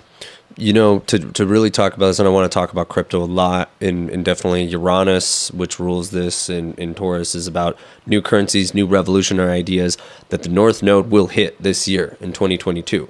It was big to look at like radical new ideas that actually are fruitful, that are very fruitful for all. And I definitely, to go with what Courtney's talking about, when we have Pluto in Aquarius within next year, this is what I kind of foresee is like we have enough knowledge, enough electrical communication with everybody. And, you know, it's not like in the past, I can't speak for all world currencies throughout the history of the world, but you would say gold and silver is universal anywhere you went. And so now we still have moved, though. Now we've broken it all down to American dollars, euros, you name it, whatever. But at this point, it's now we trade and travel and communicate with the whole world as large. And that's what Uranus, at least that planet represents, is how do we all come together on the same value system. So I find that just being very transformative, that it might be an ego blow for America to be on the South Node in Aquarius. Yet, though, in the whole stream of things, I just find like it's going to be rebuilding on a very integral basis. So I really see that very possible with Bitcoin. It almost opens up the doors for an oasis of opportunity at this point. So. And also, I think it's important to mention, you know, with Uranus on the North Node, technology expanding to new levels for everyone. So, you know, Starlink being launched and internet having the possibility to reach anyone and even the most remote corners of the world opens up access to Bitcoin to the entire population. I think you said only 3% of people are currently. I wouldn't put a number on it, but there's they call them retail investors, and the amount of what we'd call retail investors, the regular folk out there buying Bitcoin, it only makes up about 3% of the entirety of the Bitcoin market capitalization, which basically means that it's institutions that are buying up the most Bitcoin. The people with the most Bitcoin are the U.S. Treasury, the Chinese, and then various other billionaires that own the most Bitcoin. It's not the ordinary people. It's still not like kind of widespread yet. It's never the ordinary people. Not yet. But it's like gold. So it's like, you know, whoever owns the most, it's not that they control it. It's like the Spanish Empire when they controlled the silver and the production of silver and the production of gold itself. That's a power. That's a real power. It very differently in Bitcoin. Bitcoin, although it's owned by a lot of these institutionalized powers, that doesn't mean they have control over the currency itself. And this is where we get new revolutionary ideas, which is the idea that Bitcoin, if I could finance a business purely off Bitcoin, the mentally capitulated people in Congress who would otherwise, you know, vote to inflate the currency, to print more money, because the more money we print, the more money in supply, the less value it has. So we just have to recognize that. Okay, I want to talk about this because essentially what we're entering into, and that I do think is going to be a huge issue for all of 2022, is inflation. And I think this is a really big thing about the Pluto return. Is the second house is not only about money, but about value, how we value something. Correct. And so Pluto coming in here is basically saying that we're having a complete demolition of how we value things. And so this could go to our morals, this could be personal, but it's also going to our current currency. So meaning that we're going to have dollars that are not really worth much, and we're already starting to see this. It's already 7%. It rose in just the month of December, Dylan. I think it was 7% of inflation raise in 1 month. And my taxes rose. like the utility bills rose. So basically, Right upon this whole return. yes. Yeah. Yeah. So everything is increasing in price. Wages are not increasing at all. In fact, they might even be decreasing. So the value that Still working. we hold is so low. And so the money's not doing much. And yeah, I mean, people that I know that work in stores, they're like, yeah, we're marking things up like $20 or $5 for a small thing. And so it's becoming really clear that everyone is trying to make up for this lost time that we've had during COVID. And I mean, we're just seeing incredible amounts of inflation that can't just be resolved by marking up prices because people can't survive that way. So, I mean, where is this leading us? Problem reaction solution again. Okay. Exactly. So the fourth industrial revolution was written by Klaus Schwab. He's the head of the Economic Forum, the World Economic Forum. And, you know, they want to use technology and currency and the economies to enslave populations. They want to subvert this kind of technology. And so that's their ultimate goal. And so we're in a battle for the ages when it comes to technology. Like, is technology going to be our ultimate slave, or is it going to empower us beyond measure? And I think it's a double-edged sword. I have so much to say about that. Yeah, I'm sure. In another episode, we're going to do some AI episodes. On a, for sure. on a tiny note, though, I mean, when we've seen this, when I still look at Pluto entering Aquarius as kind of this kind of age of Aquarius mentality, but it does open up a lot of technological advances. So you could see like artificial organs, you could see a little AI robot, a little bit kind of maybe some Star Wars droid action or something like that. We already have the Space Force, you guys. I mean, but maybe actually like being an working entity. Maybe we actually are doing cargo ships from to and back from Mars. It's like a real thing. But Pluto's there to kind of like disrupt even that. But it'll still show us like what you thought it was. No, it's going to get destroyed and be upgraded and get destroyed and upgraded. So yeah. So what we're seeing in terms of the inflation is just an economic weapon used against the people. And so what's going to happen is they're going to inflate the currency so much that they're coming out with something called the Fedcoin, which is the Federal Reserve's response to Bitcoin. Which is a cryptocurrency, but it's the Federal Reserve making it. And so they're going to crash the economy in a controlled crash. And then they're going to say, hey, we need these Fed coins. And the way they're going to dish this stuff out is they're going to give it to you for free. They're going to make it like welfare. Just like everybody got their $1,200 check and then their $600 check from the government. The Federal Reserve is going to roll out the program and say, hey, you're going to get these Fed coins, and you're going to get these Fed coins for free. We'll give you a deposit of these.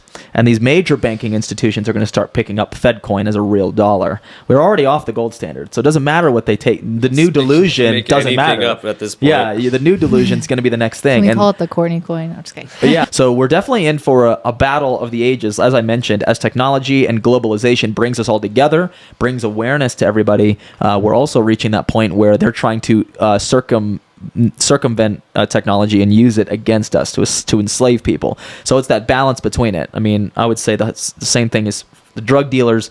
The biggest drug dealers aren't in Mexico. They're definitely in Silicon Valley, and it deals with dopamine, the dopamine drug that we're all addicted to, technology. Let's not go too far off tangent, but yes, technology being a form of control. I mean, okay, I don't want to go off too much. I do want to talk about. I do want to talk about this but to stay with kind of. I know we left the economic system, but I want to talk about every time we've talked about the financial market and how they're creating stuff, and obviously we're looking for the next opportunity for whatever shows up. But what after the 4 or 5 charts we've looked at, from the Federal Reserve to the Nixon policy, there was like 4 or 5 the things we've talked about. I've always seen Jupiter or something popping up in the second house that's like exposing or just inflating. All right, so definitely of looking at the past and all the foundation for America, what we really got to look at and talk about was this enormous, like, whatever you want to look at it, but was the eclipses in Capricorn that happened in 2020 right before this whole COVID fiasco. And to me, I looked at it as one of the most major eclipses. It doesn't really have a title, but it was a 6th planetary conjunction as Saturn conjuncted Pluto in Capricorn, all in America's second house. And however you want to look at it, it was just definitely the biggest storm on south node for the Federal Reserve. This is like the biggest hole of inflating the financial market possible. And to me, it always looked like a cracking of the system, an inflation of the plan. There was a huge domino effect of situations going on. I was looking at this baby for 3, 4, 5 years. Okay. And I even moved to Colorado for this reason. And then right after it came off of it, as Neptune was on the Federal Reserve's North Node, trippy, basically just kind of, putting fluff into the air about it, then we kind of move off, and we've had this COVID situation where we're just printing money. We've given the checks to everybody. We've just been printing money, stimulus checks to everyone, to stimulate the economy. But we've just been printing money and doing all this stuff. And it's like, it's really made us kind of dependent on this very much so. And even more so if we're getting present day right now, 2022, people don't even want to work. People don't even want to get out and kind of do stuff to take care of themselves. And now our self-value, inflation's risen. So we're in this really weird bubble along this February 2022 where Pluto is right now right back where it was. It is returned, basically. As a forward-moving planet to an America's retrograde planet, we're really like in the rebirth right now with everything that's happening on the financial market. The design of COVID-19, the whole pandemic, ultimately was to reset the world's economy. Okay, some of the biggest book called COVID-19 and the Great Reset. A lot of people have been hearing about the Great Reset. Belief systems and situations of others. This idea, economically speaking, was an assault on the economy because, it shut down the economy. What other thing could possibly do that? Nothing, literally. I mean, it was the best thing ever in terms of control and manipulation. Which is Capricorn. And that's what we have to look at, is what was happening in this time period that would allow such mass scale manipulation in the media, and how could they get away with it to shut down our business, to do these various things. And that's what they're doing to consolidate power, because if you wanted to take advantage of somebody in their house or something, like if you cause somebody to lose their job, you got them fired, ultimately that would lead to them probably having to sell their house or liquidate their assets. That's what they just did to us in America. They pushed us to a threshold where people in our country were so desperate that they had to liquidate their assets. And again, we're seeing the same thing happening with real estate today, where this BlackRock investment firm I mentioned earlier, they're buying up all the houses, not just like commercial real estate. They're buying up housing right now. And so you always want to collapse things and then buy them for pennies on the dollar. It's been happening in the third world for years and years and years. Yeah, but the real estate market is booming. What do you mean collapse? The supply of homes is very low. And so what I'm saying is that the reason why that is because BlackRock is buying up houses, like subdivisions, like massive amounts of homes were being bought up during the 2020 pandemic. So what I really want to talk about, we were talking about the great eclipse that happened in 2020, which basically has 6 planets and the South Node all in Capricorn, Jupiter, Pluto, Saturn conjuncting Pluto, which is a big thing about the system, literally by the Pluto return. So we're looking at, there is a big financial cracking in the conveyor belt of how things have even come into the country. And like we said, the stimulus packages, directly in quarantine, the chart I'm looking at itself was literally looking at and it was also Mercury retrograde on Neptune. So this is a real big deceptional place, and that is the North Node for the Federal Reserve. So what I'm really trying to say with all that is that this is definitely a time where I feel like the Federal Reserve, it was definitely in its cookie cake of illusions right there. It's never been more of this is the recipe for a master plan to deceive and control people. When you have that Neptune and a Saturn Pluto conjunct, that is a conveyor belt of domino effects that have been planned for a very long time that were in place right off the course of that. So however you want to interpret that astrology is just blanketed. You don't get 8 planets to align like that. It did not happen since 1275. And that happened 2020 right before quarantine. So catching us up to modern day 2022, we're sitting here and inflation's gone up, no one's wanting to work, and we're really and it's the Pluto return for America happening right now, and we're kind of really reevaluating who are we, and that's where I want to stop from right there. But yeah, and there is this thumbnail just going around on YouTube with a quote that said, "You will own nothing and you will love it," or something like that. That's the Great Reset. Okay, so that's the World Economic Forum. That's Klaus Schwab. I've been mentioning him a couple times in this podcast. He says what? You will, what was it? You will own nothing. And you will love it. You will own nothing and be happy. but that's what they said. They said in the future, and their idea, they have timelines. They say by 2030. They said they want to reduce the population, different things. I'm not going to get into that today, but by 2030, that there will be this ultimate reset that they're going to have. It started in 2020, so they have these 10-year increments. And these are books that anyone can go and read and study for themselves. This is a plan, and it's not all perfect, and they're not all in agreement.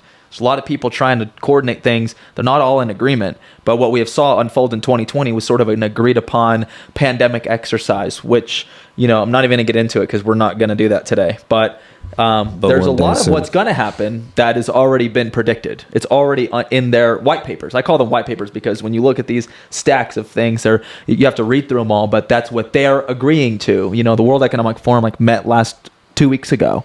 And, this is the rebooting the economy, things like that. And that's why they're reopening right now. So for people where we're living now, right this moment. Yeah. So on this day, they're reopening everything. They've decided to do that. But that's not because, the virus is over. It's just because that's what they decided to do. And so we're not living in that modern day and age. I've been saying this on my podcast for a while that the economic lockdowns they hurt the third world, more than anybody else. That no one cares about them. No one realizes that when there's no one vacationing in Tulum, Mexico, that's a problem for that city. That's a problem for that country. Families need to make money and get there's food and real eat. People that have issues. When supply chains are hurting us, we just see it on the store shelves. The people in third world where they sell bananas out of Honduras, they see it in their life, in their entire livelihood. The children and the whole infrastructure. Yes, and this is the concept of the boom and bust problem, reaction, solution cycle we've lived in for obviously forever. Yeah, generations. And so they're trying to take advantage of us now in the same way. But obviously in the future, I want to cover that stuff. We'll move on. But there's ways that we as a collective can change that and be better and try to improve upon our own life and our lifestyles. Yeah. And then the idea of owning nothing, I think, is something that brings up a lot about this Pluto return, because part of what we have seen a lot with Pluto being in Capricorn is the reduction to the basic needs of survival. And we saw this very obviously when COVID hit and they're like, okay, only essential workers. So then you get to start to see in society, well, who is essential? What jobs are essential? What do we really absolutely have to have to feel like we are surviving, not thriving? Contributing. It's amazing that there's a dictate that can decide who's essential and who's not too. That idea is of now a brand new philosophy. That's very Pluto too. Yeah, and my ex who was working to engineer some stuff for the military, of course he was essential. can't stop creating weapons and things like that. But regardless, I think that that's something that we're seeing now, and also with the creation of the metaverse, as things become more digitized and people start owning property in a non-existent physical world, then I think we're going to start to see this idea of owning nothing, or this idea of, what is the bare minimum that we have to survive. So yeah, I would be really interested to kind of see how technology affects that, and how also the Neptune opposition affects that. Do you kind of want to talk about that? Because that's happening right now. Neptune opposing Neptune. The things that are going on right now that I'm most concerned is, yes, literally what's going on for America's chart is we're having Neptune oppose Neptune, and right now Pluto is opposing the Federal Reserve's Neptune. So we'll talk about that in a second. But what happened over this last January for 2022 is we had a Mercury retrograde in Capricorn, and basically it went past over Pluto, and it's about to meet up February 11th. We're filming this February 8th. February 11th, on the Pluto return for America, Mercury will meet there. So I really feel like something's going to get exposed, and trining the North Node and the South Node. It's too in your face to not get some information got released. Some call to action was exposed. Something is being brought to the forefront this next week, this Friday, pretty much looking at into Valentine's Day and so on and so forth. think it's positive for some personal lives, but it's definitely pretty intense looking. But to speak upon Pluto opposing Neptune, I had an excerpt on it. It's just definitely like reconsidering what we think is ideal. It's reconsidering, like re-envisioning what do we think is ideal. So America should take a meditational timeout right now and stop doing all this crazy stuff and jumping into action and doing all these things. Actually take a moment to like reconsider, okay, can we be considerate of what has worked and not worked, and not disillusion ourselves to what we think is been ideal, because it obviously hasn't worked. And it seems with Pisces energy, where Neptune is which is opposing this Neptune, is trying to, there are so many other doorways and opportunities. You're getting so fixated on, well, let's just keep redoing this over. Let's keep just pouring concrete over the situation that may or may not be working.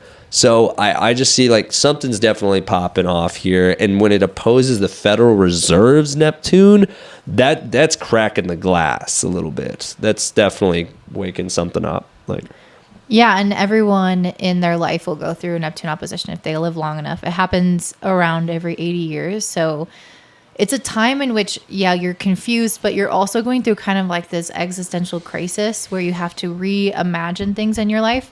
But yeah, so basically it can happen in your lifetime, and infrequently, at least just once in your lifetime. But yeah, I think it's a time when every 64 years you'll experience a Neptune opposition if you live that long. Okay, every 64 years.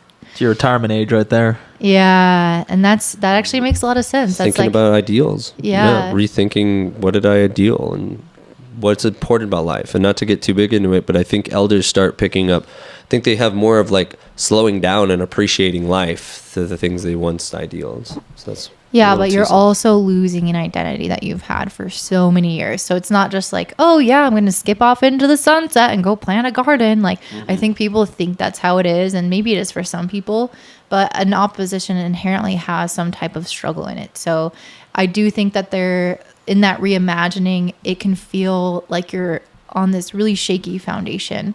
You're really uncertain about who you are, what you stand for, what has meaning in your life. And so it's a time for you to release certain things that you've already kind of attached to and reimagine things differently. So I just want to touch on this. A Neptune opposed Neptune. I pulled it from a book by Robert Hand. And it definitely, for whatever I just shared, part of me says the transit will not occur to anyone before they are in their mid-80s. And basically, your consciousness will be very heightened, although your initial feelings will likely be of confusion. So willing to learn the lessons of this transit, you have to be patient and allow the universe to reveal what is shown to you. I'm not going to read the whole page, but basically put, like, you are definitely reconsidering how you've gone about your life. And for America in general is almost kind of like, let's really evaluate how America's been. Let's do an identity check. Let's go get the PowerPoint and look at where every place that America's been. Oh, that was great. Ew, I don't know about that, and etc. We're in that moment with this Pluto return. So it's not just things are cracking and blowing off. It's a moment we really should kind of, in my opinion, step back and kind of reevaluate over the trajectory of one's life. What do you want to experience? Because I feel like once you're in your 80s, your values are definitely changed about what you're going to do for the rest of your life. And I mean, the fact that it's coinciding with the Pluto return, we're reimagining our financial stability in this country and our financial foundation. So can you clarify, is it in the 80s or is it in your 60s? In my brain, I believe that Neptune does a year of 128 years. Maybe I'm getting that misconstrued. But like it's saying in mid 80s, you'll experience a Neptune opposed Neptune. Okay. I also read that it was in the 80s. So I think that is That's right. More correct. It's a part of me. Okay, cool. So No yeah, worries. that adds a lot of context, because I think the level of confusion of like, where are we going from here? Like What is America? what do we stand for? What even is a physical good? You know, like all those things are calling into question. What is value? What is ownership? And I feel what like is money? The workforce, what is an essential worker? Like, I feel like everyone's in a little bit of a limbo thinking about like, well, I want to go to work, but I want to do something meaningful. And yeah, some of that has its own leeway, possibly laziness, possibly a stimulus check got us on our butts and stuff. But I also think there is an intentional thing like, what do I do in America to represent my life purpose is becoming very collective, I would say, for Neptune. It's like there's other opportunities to open up for us. And I think that's part of that too, just to share. I mean, like reimagining the American dream, you know, like we're sold this American dream of you get a white picket fence, you have 2.5 kids, you blah, blah, blah. Like medium wage. And I think when the pandemic hit and people weren't working and people were dying, I think people really started to question what matters. And I think that question hasn't gone away. And I don't think it's laziness. I think it's an existential crisis as a country that we're going through, where we're like, I don't want to go to work and leave my family all day when my family is the only thing that actually means anything to me. And so I think people are looking for purpose right now. And so I don't even know where I was going with that, but I definitely think that that's an important thing to mention. I want to say where people are headed is like, look at the internet. The internet, if we could look at the birth cycle of the internet, it was like 91, the kind of original idea of the internet came on to being, and then later, 99, 2000, this is when the internet became bigger. And so if we look at the life cycle of the internet and how it has connected all of us, and the fact that we can even record this right now and put it on the internet, the internet is going to play a pivotal role in the future, and it's going to be important to connect with one another. And as you mentioned, work and the idea of work, what does that mean in fulfillment?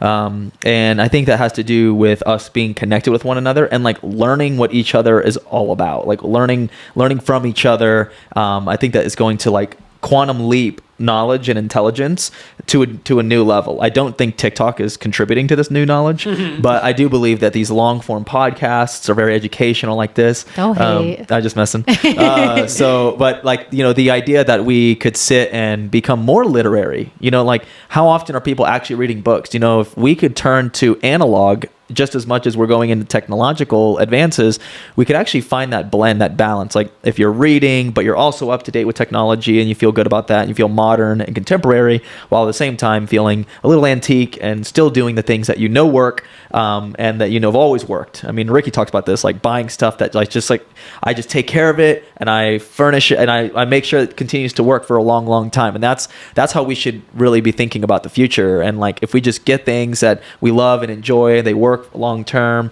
that's how America should produce. That's what people in this world should be doing and focused on mostly. I mean, for me to add to American consciousness is definitely valuing, we're a hub of culture from immigrants and everybody included. So when I think of it, the idealism for America personally, I feel like we're a hub to really bring not just inclusiveness, but really kind of cultural understanding and being able to give that opportunity to everyone. But it should definitely be a hub of knowledge, in my personal opinion. So we have all the resources. There's no extra tools. We'll make more tools.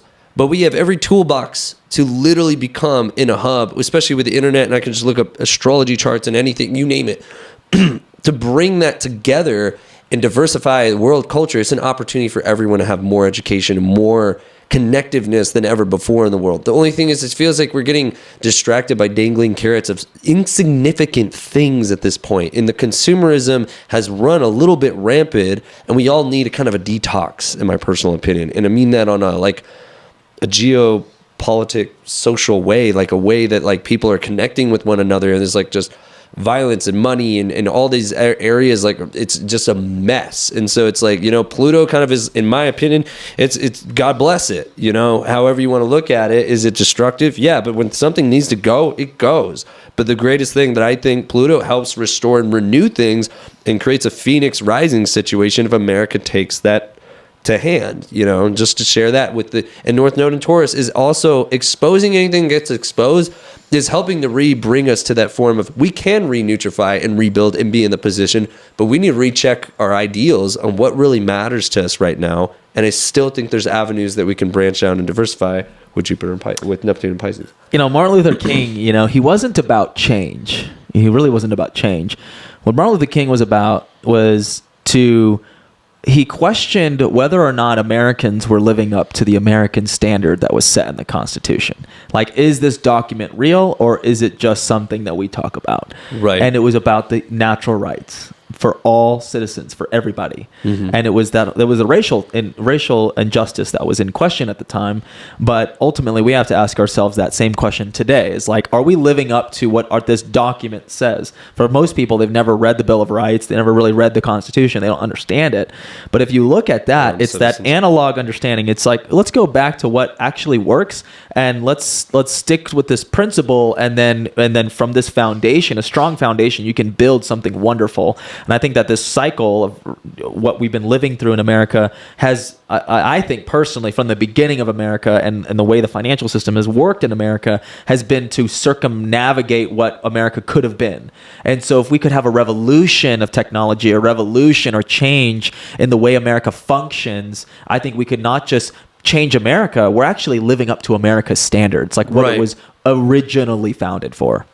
And that also has something to do with the Neptune, because that Neptune, to go way back to the beginning of this video, Neptune is ideals and imagination. And when it was in Virgo trying the Pluto and Capricorn, we were envisioning, hey, this common sense. Like, why not go back to like how we can really create an actual functional government for us to govern ourselves and live in that's never been created. Can we create that? And now we're like on the opposition of it. Totally ironic, as it's about to go on the furnace.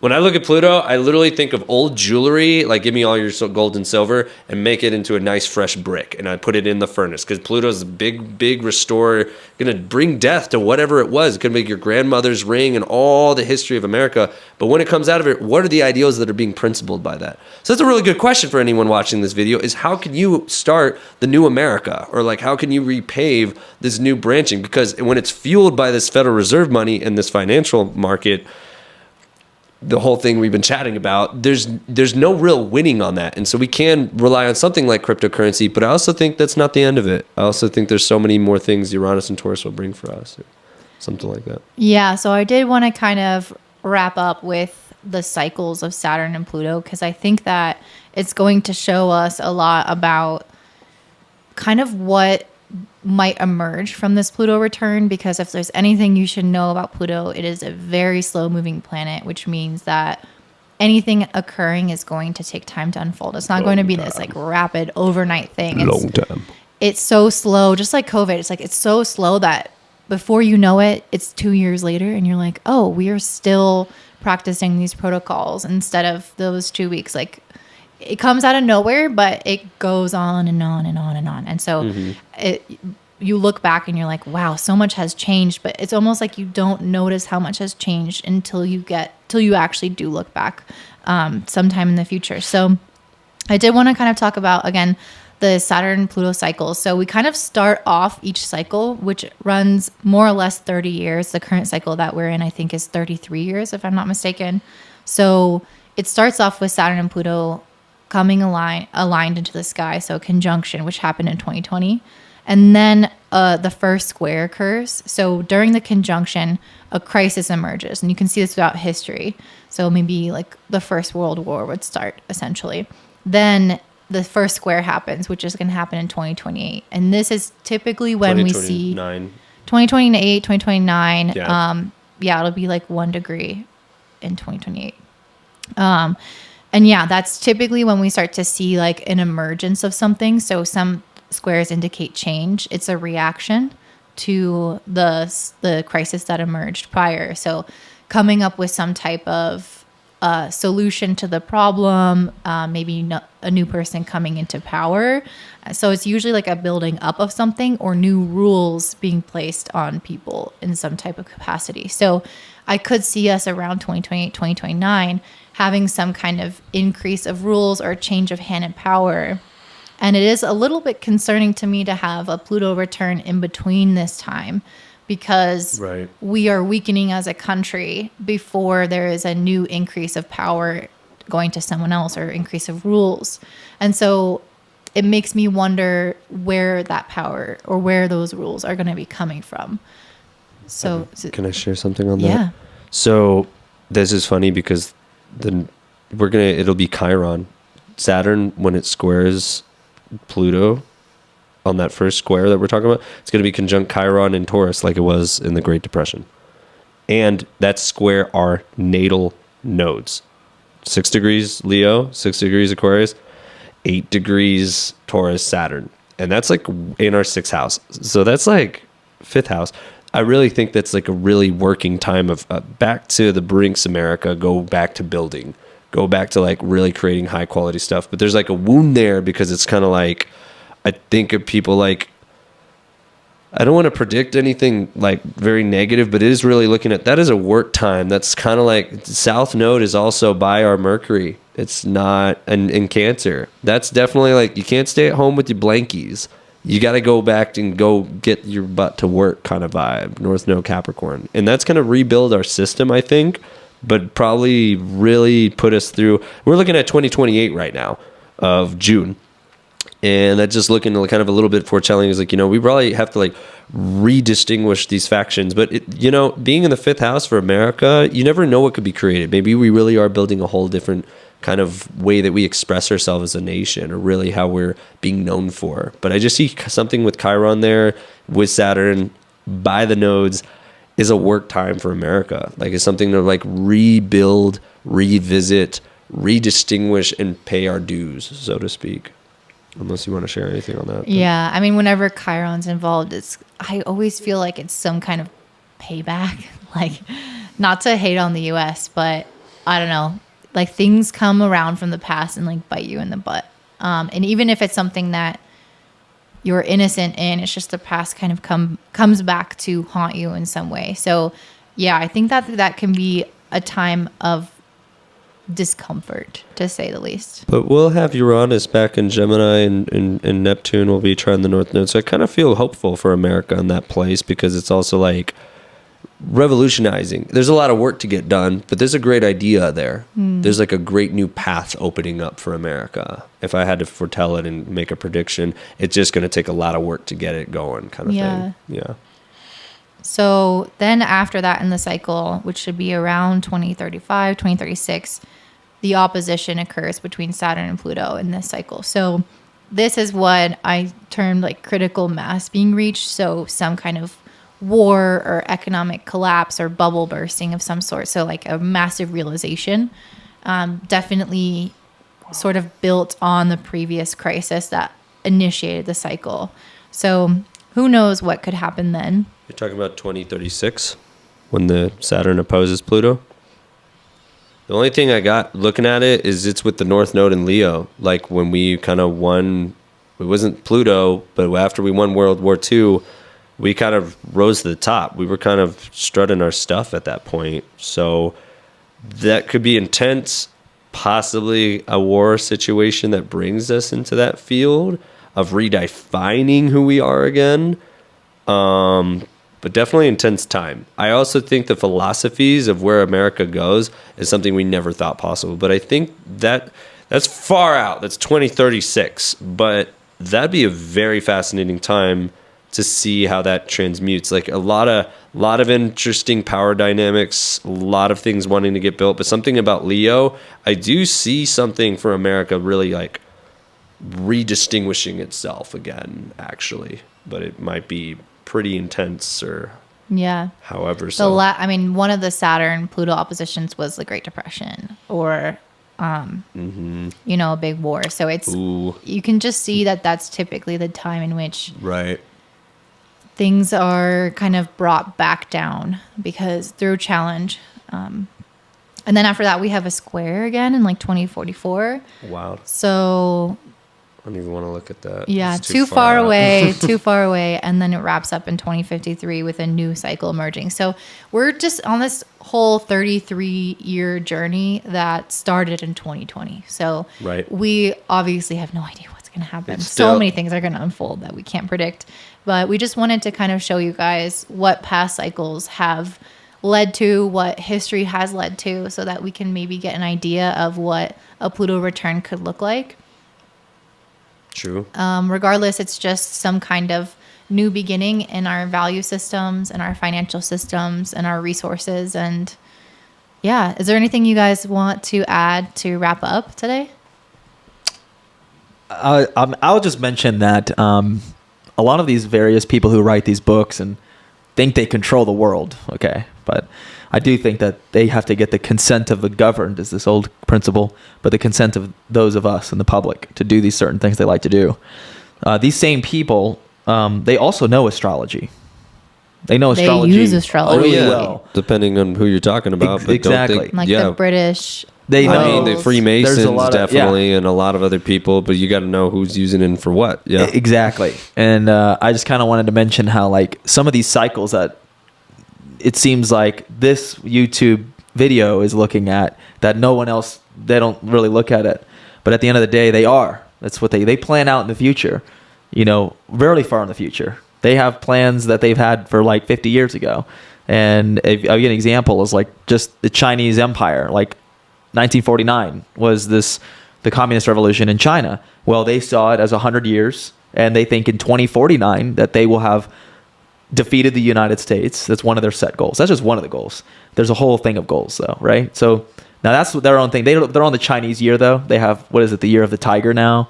Things like that. And Water tiger. Water tiger. Yeah, so just saying, like, a lot of different, very strong, powerful people in the world, they look at these charts, they look at the same information, and they use it for their own advantage. And I do think that, like, ultimately, if people, like the average person watching this, isn't using astrology for your advantage, it's like you're at a disadvantage, because there are people utilizing this same knowledge to implement their idea of what they think is going to work. But, Dylan's absolutely right. I mean, like, society never wanted people to know about astrology. And any one time you got something right, or, we can go into world history about this one with Constantine and stuff, but, they never wanted giving the power back to the people. And all we are looking just at the stars and studying patterns, and you find accuracy. I'm just going to be honest, after 10 years for myself, you start doing enough readings, or you're talking to enough people, you just don't make this stuff up. But you open your own base opinion. But you best believe that people use astrology for whatever intentions. And so the truth is, if the energy's there, it's your intention that opens up. But personally, I'm open for more freedom fighters to understand the language, that it works with your own life and helps give me so much empowerment to, like, embody my own life. So it's, at this point, not something I would trade off or push to the side, like it doesn't matter to you at this point, especially if there's powers, good or bad, that would be using this. I mean, I even know that Ronald Reagan had a personal astrologer, and that goes far beyond what we can get into.